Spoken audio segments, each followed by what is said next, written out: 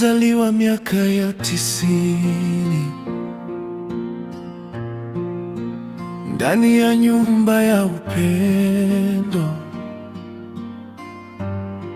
Hakukuwa na utajiri, ila mioyo ilikuwa ya dhahabu.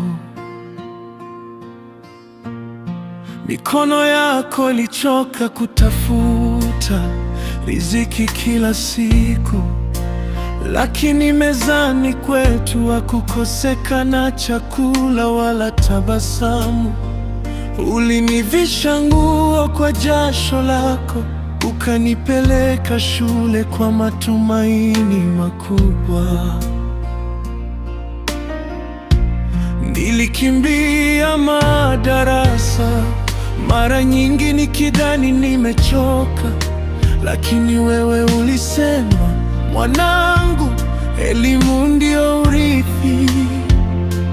Leo naelewa kila tone la jasho lako, kila usiku uliokosa usingizi kwa ajili yangu. Asante Baba, asante Baba, kwa kila hatua ulioniongoza. Leo nimefanikiwa, lakini macho yangu yanakutafuta.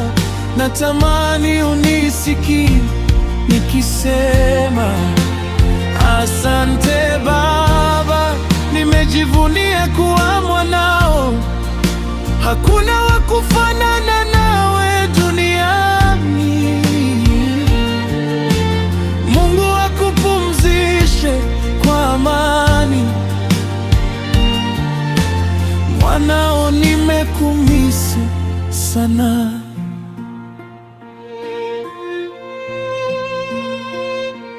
Sasa nina kazi, sikosi mahitaji yangu.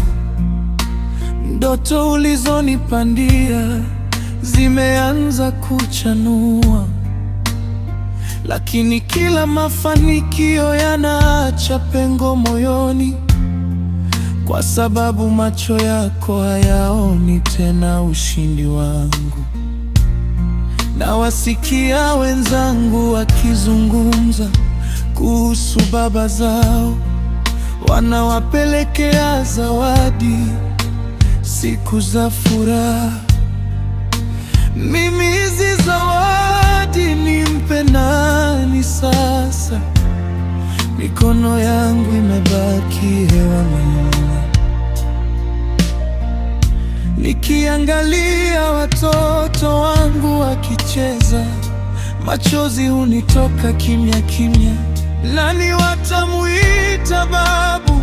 Nani atawasimulia hadithi zako?